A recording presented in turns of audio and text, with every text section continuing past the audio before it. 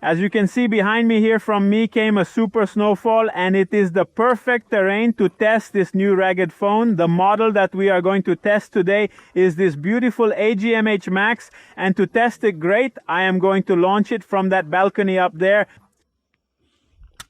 Did you see how he planted himself in the snow? I'm sinking.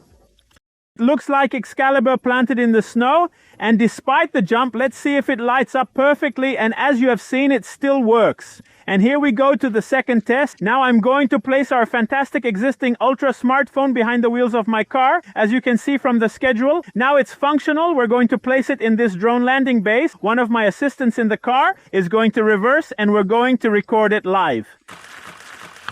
Here it went over. Let's see. I'm really curious if it remained intact after the passage. I'm going to pull some gravel away. Let's also see the screen. Look what a show. It doesn't have a scratch despite the car passing over it and despite the sub base was full of stones. I have never seen a smartphone in this price range have a super existence like this. And after the super destructive test, we go back to the studio to go and analyze all its features. Octa-core T606 processor with 2 Cortex at 75 and 6 Cortex at 55, 8 GB of RAM, 4 basic plus 4 virtual 128 GB of storage space. So you will have all the space for photos and videos, super powerful 10,000 milliamps battery. And despite mounting a battery of 10,000, also look at the size as they are reduced. I want to show you the difference from my finger. And to summarize, at a height of 172 millimeters, a width of 79, one thickness of 15 millimeters for a total weight of 324 grams.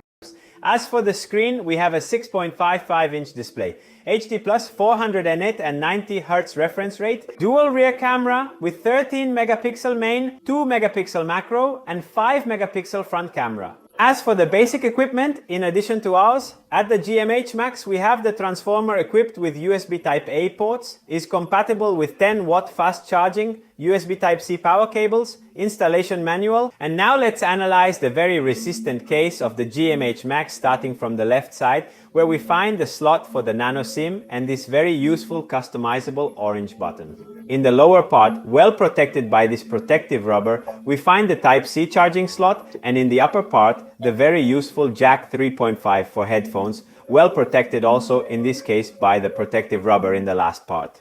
Well, on the right side we find the volume control, the power button, which is also the fingerprint sensor, and as for the grip, thanks to this very punctilious texture and these horizontal lines, you will certainly have a great grip. It will be really difficult that you will slip even if you use it with gloves. Another feature of this AGM H MAX, that having such a powerful battery, you can charge other smartphones or tablets. Let's start from navigation, see how it responds perfectly, and what navigation speed. We also try to open an article at random. You saw the open in less than a second. We block all the usual annoying cookies. Let's also do a test of image zoom, and even here it really behaved. Let's also take a tour of the settings.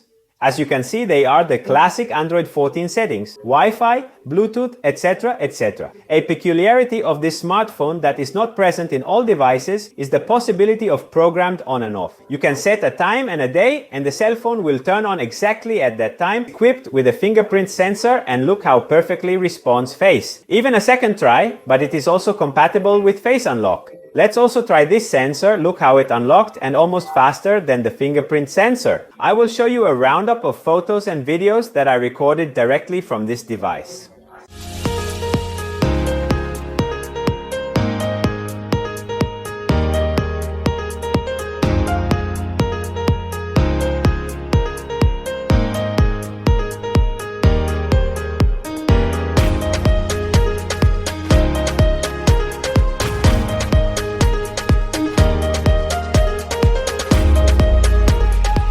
Obviously, this AGM H MAX is a budget rider phone, but without this premise, I have to say that this phone has behaved really well. As you can see from the photos, the shots are of good quality even in the presence of suboptimal light. And also the videos are stable and of excellent quality. To conclude this review with the gaming test, I tested this cell phone with many 3D games such as World Tanks, World Robot and Espal Nitro, and I must tell you that despite being a mobile phone in the economic range, it defended itself quite well. The loading was normal, the 90 Hz reference rate defended itself more than sufficiently even in the most dynamic scenes, and thanks to the 10,000 mAh battery. For now you can even play more than 18 hours straight before having to recharge. If you want to be always updated on my channel, please leave a like and subscribe to the channel. From these snowy Apennines, I greet you, and as always, see you in the next video. Goodbye.